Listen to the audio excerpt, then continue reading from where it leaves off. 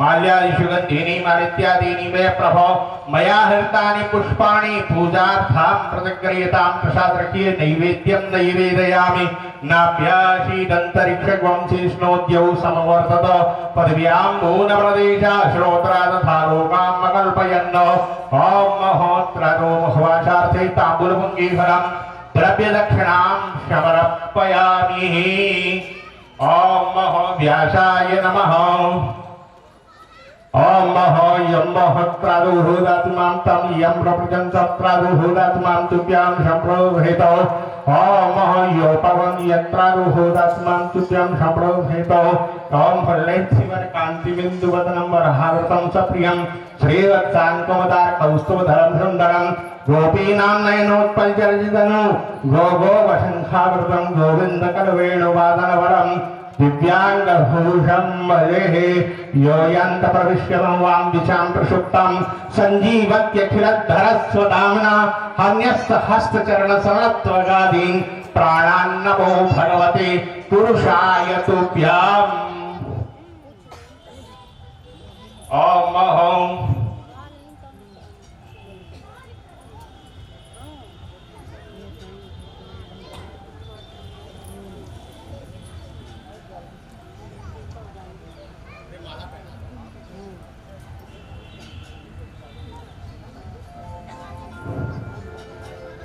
व्यासाय व्यासब्रह्म विष्णुरूपाय व्यासरूपाय विष्णवे नमो वै ब्रह्मनिधये वासिष्ठाय नमो नमः नमो ब्रह्मण्यदेवाय गौब्राह्मणहिताय च जगद्धिताय च कृष्णाय गोविन्दाय नमो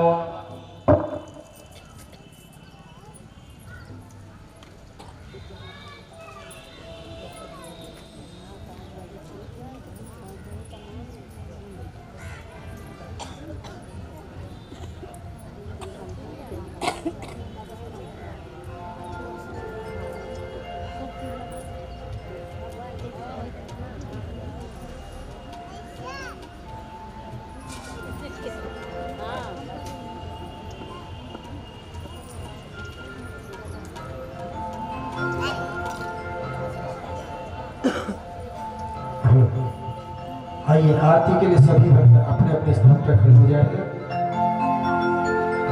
हरि ओम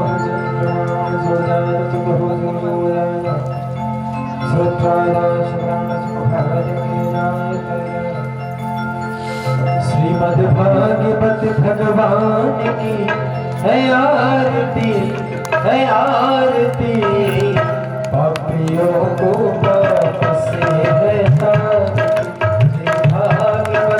भगवान की है आरती पापियों को पाप से है ये अमर ग्रंथ ये मुक्ति पथी पंचम वेद निराला सब ज्योति जगाने वाला ये अमर ग्रंथ ये मुक्ति पथी पंचम वेद निराला जगाने वाला हरि नाम यही हरि नाम यही हरि नाम यही हरि नाम यही जग मंगल की आरती पापियों को भगवान की है आरती पापियों को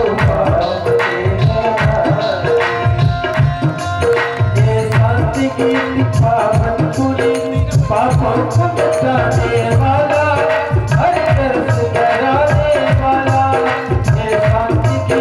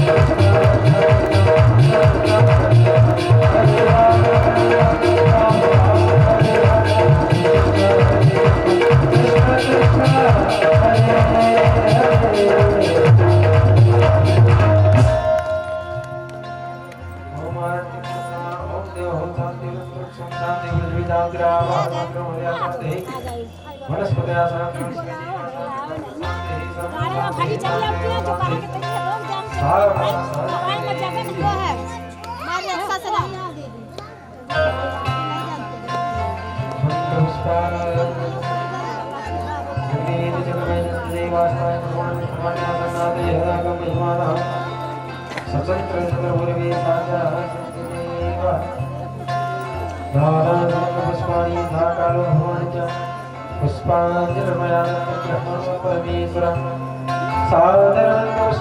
अच्छा से बोले भागवत महापुराण की पूज्य जी महाराज की वृक्ष जी महाराज की सुखदेव जी महाराज की शंकर भगवान की बोली यज्ञ भगवान की जय जय श्री राम श्री राधे राधे जय श्री राधे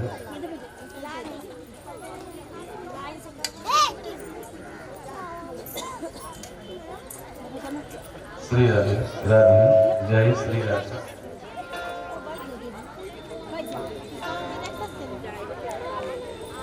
श्री राधे राधे जय श्री राधे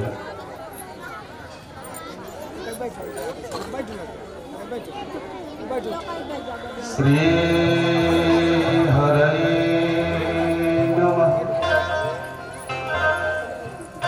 श्री गुरुदेवाय नमः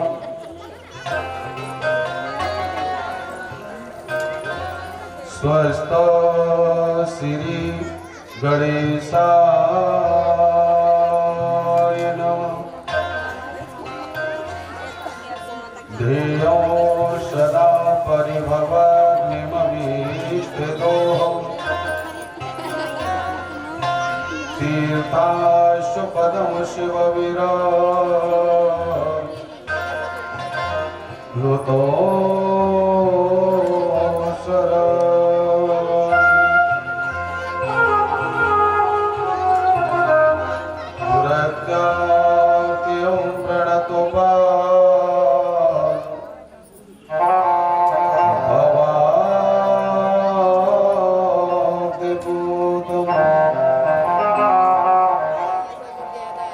वंदे महापुरुष ते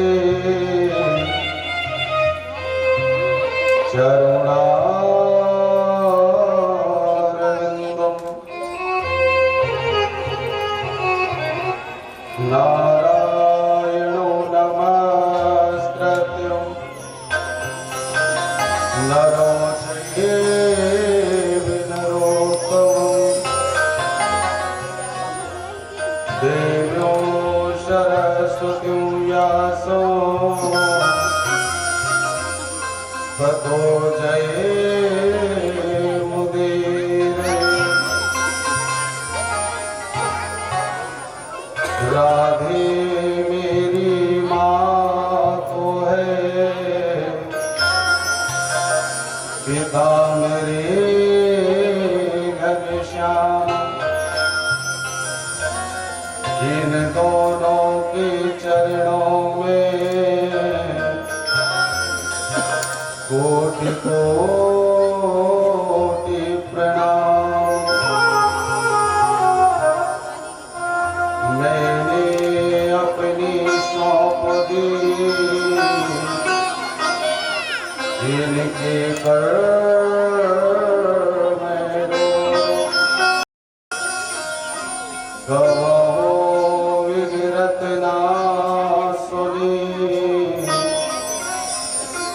जय जय नंद किशोर अपने अपने घरों की सबका हो को पीर इन्हें पीर सब घर की सुधन्य धन्य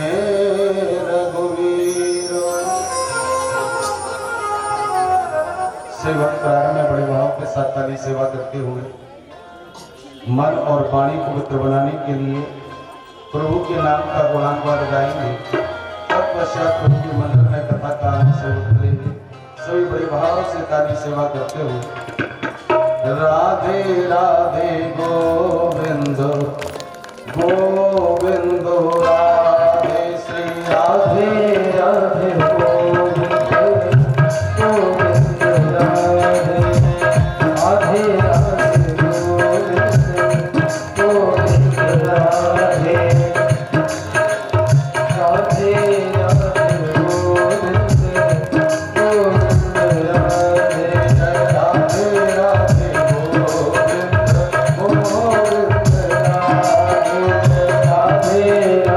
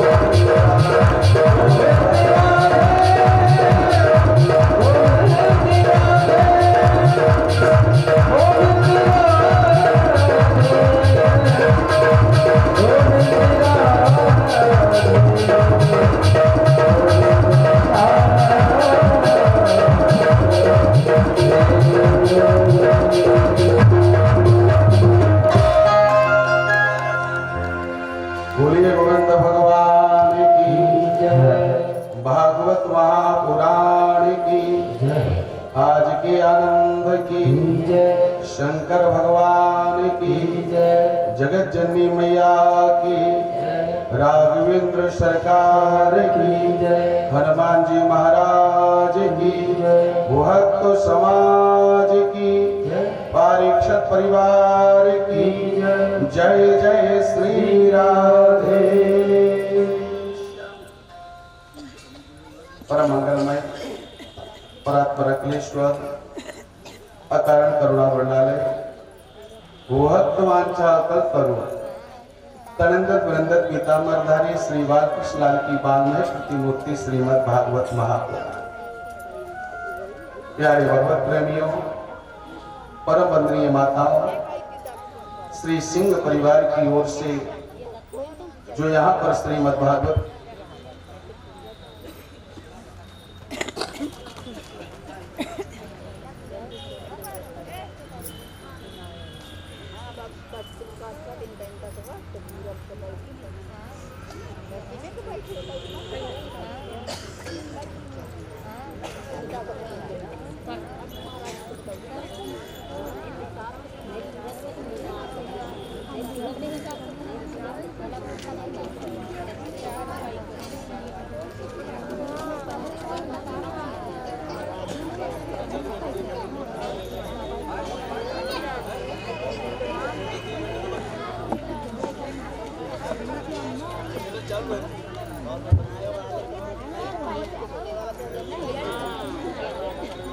वृंदावन बिहारी लाल की जय।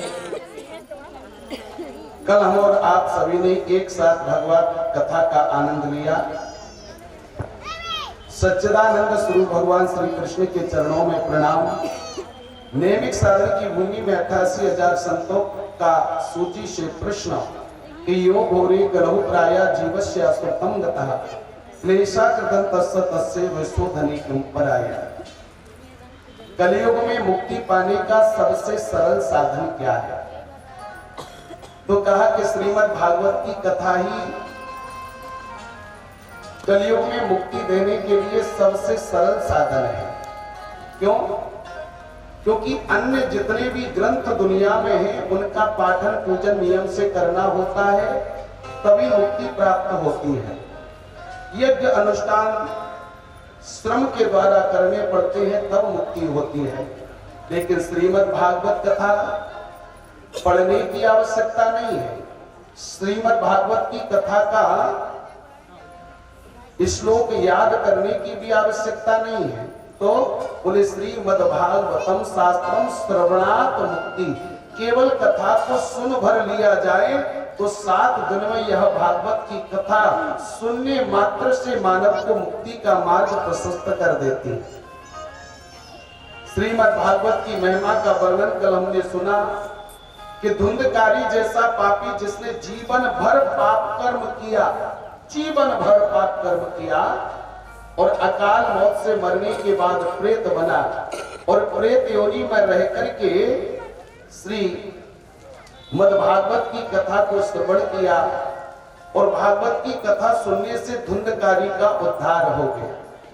कल हम लोगों ने अल्प समय में भागवत जी के एक श्लोक को श्रवण किया था। ध्यान देना आप लोग, दुनिया में जितने भी ग्रंथ हैं भैया जी, उनके प्रारंभ में किसी देवी देवता की स्तुति जरूर होती है। अगर रामायण पढ़ोगे तो राम जी की स्तुति, दुर्गा सप्तशती पढ़ोगे तो दुर्गा जी की स्तुति, शिव महापुराण का पाठन करोगे तो शिव जी की स्तुति का वर्णन आता है। लेकिन दुनिया में श्रीमद् भागवत एक ऐसा अनोखा ग्रंथ है जिसके प्रारंभ में किसी भी देवी देवता की स्तुति नहीं है। क्यों?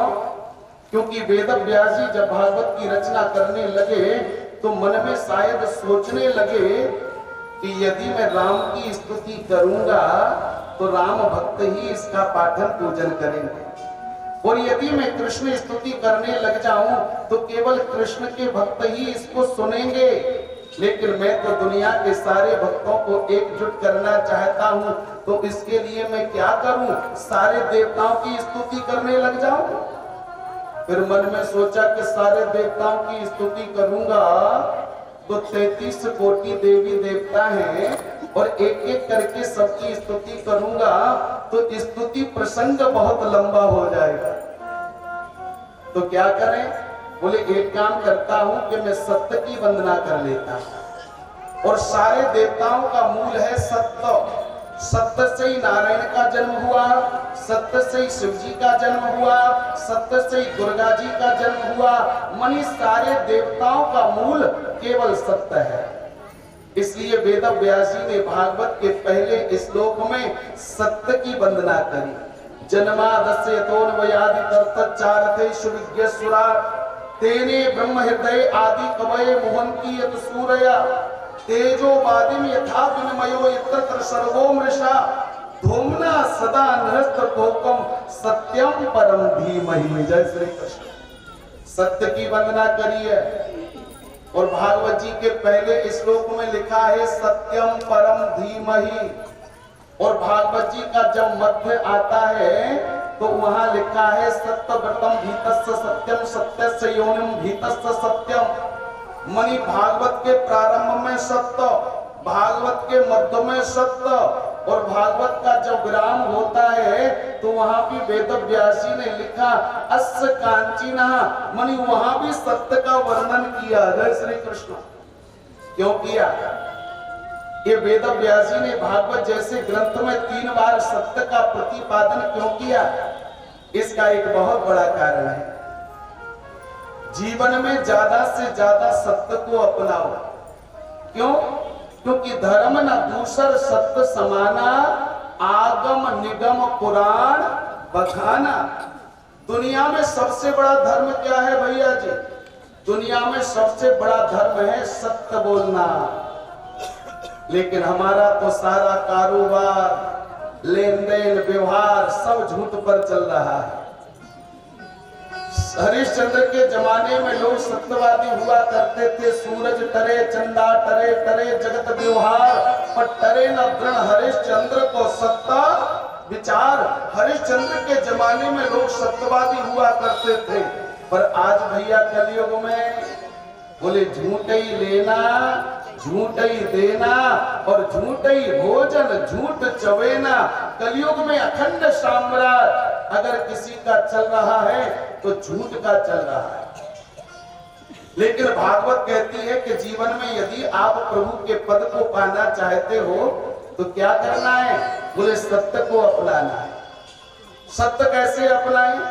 बोले सबसे पहले तो फालतू बोलना बंद करो। जय श्री कृष्ण। हाँ, जितना ज्यादा बोलोगे उतना मुंह से झूठ निकलेगा। इसलिए जितनी आवश्यकता हो, जितनी जरूरत हो, बस उतना ही बोलो।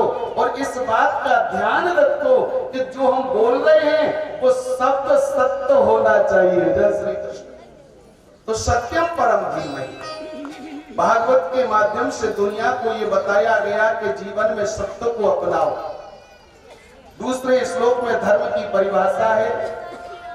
तृतीय श्लोक में भागवत की महिमा का वर्णन है कि निगम कल्पितरोरिगलितं फलम सुखमुखादमृत संयुक्तं पिबत भागवतं रसमालयं महुः रसिका भुवि भाविका। निगम रूपी वेद है, उसका पका हुआ फल श्रीमद् भागवत की कथा है।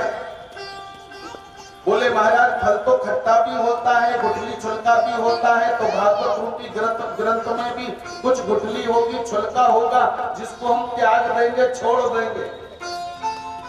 तो लिखा है अमृत द्रव संयुक्तम, इसमें अमृत भरा हुआ है। तो भैया हम क्या करें? बोले पिबत भागवतम रसमालय। ध्यान देना आप लोग। वेद व्यासी ने भागवत में लिखा है पिबत भागवतम रसमालयम, मनी इस कथा का पान करो, इस कथा को पियो। लेकिन सही बताना आप लोग, कथा पी जाती है कि सुनी जाती है? कथा पी जाती है कि सुनी जाती है? और यदि कथा सुनी जाती है तो वेद व्यासी को भागवत में लिखना चाहिए था कि श्रवणत भागवतम। लेकिन वेद व्यास जी ने श्रवण नहीं लिखा, वेद व्यास जी ने लिखा है पिबत भागवतम रसमालयम महुहो रसिका भुवि भाविका। मनी इस कथा को सुनना नहीं है। क्यों? क्योंकि सुनने वाली चीज तो इस कान से सुनते हैं और इस कान से निकल जाती है। तो कथा का क्या करें? बोले सुनना नहीं है, कथा को पीना है। पिबत भागवतम रसमालयम। और इस कथा को यदि आपने पान कर लिया, जैसे हम दूध पीते हैं, रस पीते हैं, पानी पीते हैं, तो उसका कुछ ना कुछ तत्व सदा के लिए इस शरीर में हाड़ मांस रक्त बनकर के रह जाता है। ऐसे ही कथा का यदि पान करोगे तो वो कथा भी हृदय में बस जाएगी, और जिसके हृदय में कथा बस जाए उसकी कभी वृथा होने वाली। इसलिए कथा को हृदय में बसाओ। बसेगी कब? जब कथा का आप पान करोगे तब। इसलिए लिखा है पिबत भागवतम रसमालयम। इस कथा को पियो। लोगों ने कहा महाराज कितनी बार पिया? कोई गिनती भी होगी, कोई हिसाब भी तो होगा। ये कथा को आखिर हम लोग कितनी बार पान करें? तो लिखा है महुहो रसिका, बार बार पियो। और जितनी बार पियोगे उतनी ही आनंद की अनुभूति होगी। और जो व्यक्ति ये कह दे, जो व्यक्ति यह कह दे कि मैंने तो बहुत कथा सुन ली, अब क्या सुनना, हम तो सब कुछ जानते हैं, तो समझ लो कि उसने कथा की महिमा को नहीं समझा है। तुलसी बाबा ने लिखा है कि राम चरित जो सुनत अघाई, और रस विशेष जाना तिन नाही। जिन्हें हरि कथा सुनी नहीं काना, श्रवण रंग आई भवन समाना। जो भगवान की कथा को सुनकर के ऊब जाए, अघा जाए और कहे कि बहुत सुन लिया, अब बार बार क्या सुनना, तो उसके ये कान थोड़े ही हैं। तो श्रवण रंग आई भवन समाना। जैसे सांप पानी में रहता है, ऐसे ही उस मानव के कान जो कथा से ऊब जाते हैं, उसके कान नहीं, उसके कान तो पानी के समान है। जैसे कुछ तो क्या करें? बोले कथा का बार बार पान करो। सौनक आदि ऋषियों ने श्री सूजी महाराज से 6 प्रश्न करे। दुनिया में भगवान के अवतार कितने होते हैं, और दुनिया में सबसे बड़ा भगवान कौन सा है? तो कहा कि शास्त्रीय दृष्टि से भगवान के 24 अवतार होते हैं, जिनमें से 23 अवतार हो चुके हैं। 24वां कलयुग में कल्कि अवतार होगा। और तुमने कहा कि देवताओं में, भगवानों में बड़ा भगवान कौन होता है? तो वैसे तो सारे भगवान ही बराबर के हैं, लेकिन जिसमें आपकी श्रद्धा हो आप उसको अपना इष्ट बना लो। जय श्री कृष्ण। इष्ट जीवन में एक होना चाहिए और पूजा सबकी करनी चाहिए। एक साधे सब सदे, सब साधे सब जाए। जीवन में इष्ट एक को बना। सौनक आदि ऋषियों ने सूत जी से प्रश्न करे, और सूत जी महाराज ने एक एक कर प्रश्नों का उत्तर दिया। और बाद में सौनक आदि ऋषियों से बोले सुनो, तुम्हारे प्रश्न को सुनकर के मैं तो अपने गुरु की स्तुति करना ही भूल गया। सौनक आदि ऋषियों ने कहा आपके गुरु कौन है? तो सूत जी महाराज ने कहा मेरे गुरुदेव है श्री सुखदेव स्वामी। महाराज सुखदेव स्वामी आपके गुरु हैं, तो सुखदेव जी महाराज का जन्म कैसे हुआ? जरा उनके जन्म का प्रसंग आप हमें विस्तार से सुना दो ना। तो श्री सूत जी महाराज ने कहा कि एक बार नारद बाबा ने मन में सोचा कि क्यों ना कैलाश पर जाकर के दर्शन करूं भगवान का। और नारद बाबा ने बीड़ा उठाई और भूत भावन भगवान का दर्शन करने के लिए कैलाश पर जा रहे हैं। इधर दुनिया में कलयुग आ गया तो किशोरी राधा रानी ने सुपक्षी से कहा कि बेटा दुनिया में कलयुग आ गया है, और कलयुग में भागवत धर्म का प्रचार हो जाए, इसके लिए तुम मानव बन करके एक बार धरती पर जाओ। सुख बच्ची ने कहा मैया मुझे धरती पर नहीं जाना है। क्यों? क्योंकि शास्त्रों में लिखा है कि भूमि पर तो बाधा पर पानी और जिम जीव माया लपटानी। भूमि का स्पर्श करते ही मनुष्य को माया पकड़ लेती है मैया, और मैं धरती पर जाऊंगा तो मुझको भी माया पकड़ लेगी, या लिए मैं तो यही बढ़िया हूँ, यही भजन करूंगा। किशोरी राधा रानी ने कहा लाला मेरा आशीर्वाद है कि तुम्हारे ऊपर माया का असर नहीं होगा। ध्यान देना आप लोग। वही सुख पक्षी मैया राधा रानी के आशीर्वाद से कैलाश पर्वत पर एक अंडे के रूप में जन्म लेकर के आ गया। और नारद बाबा ने सोचा कि सुखदेव जी का जन्म तो हो गया, लेकिन जब तक सुखदेव जी कथा सुनेंगे नहीं तो दूसरों को क्या सुनाएंगे। जय श्री कृष्ण। ढीले काय को बोलते, जोर से बोलो जय श्री कृष्ण। अभी तो सुखदेव जी ने कथा नहीं सुनी, और जब तक सुखदेव जी कथा नहीं सुनेंगे तब तक दूसरों को कैसे सुनाएंगे। तो क्या करें? नारद ने कहा मुझे ही कुछ करना पड़ेगा। सो नारद बाबा ने उठाई वीणा और प्रभु का नाम गाते हुए आए कैलाश पर। और भगवान की ऐसी कृपा रही कि जब नारद बाबा कैलाश पर आए तो उस समय वहां केवल पार्वती मैया अकेली थी, भगवान शंकर नहीं थे। मैया को आते ही नारद जी ने प्रणाम किया, माता जी प्रणाम। पार्वती ने कहा लाला बहुत दिन बाद आए हो। नारद जी ने कहा माता जी कलयुग आ गया है, और कलयुग में सभी स्वार्थी है। सुर नर मुनि सब की यह रीति, स्वार्थ लाभ करे सब। संसार में सब स्वार्थ का प्रेम करते हैं माँ, इसलिए मैं तो एकांत में हरि शरणम जपता हूँ, ज्यादा फालतू घूमता ही नहीं हूँ। मैया ने कही लाला दुनिया के लोगों के अंदर स्वार्थ होता होगा, पर मेरे परिवार में तो कोई भी स्वार्थी नहीं है। मेरे परिवार में मेरे 2 पुत्र हैं, दोनों ही आज्ञाकारी हैं, और मेरे पति के विषय में तो पूछो ही मत। जय श्री कृष्ण। उनका तो नाम ही भोले है। जय श्री कृष्ण। हाँ, और जैसा नाम है ना भैया जी वैसा ही उनका काम है। दुनिया में 2 चीजें ऐसी होती हैं जो कभी किसी को नहीं बतानी चाहिए। कौन सी 2 चीजें होती हैं?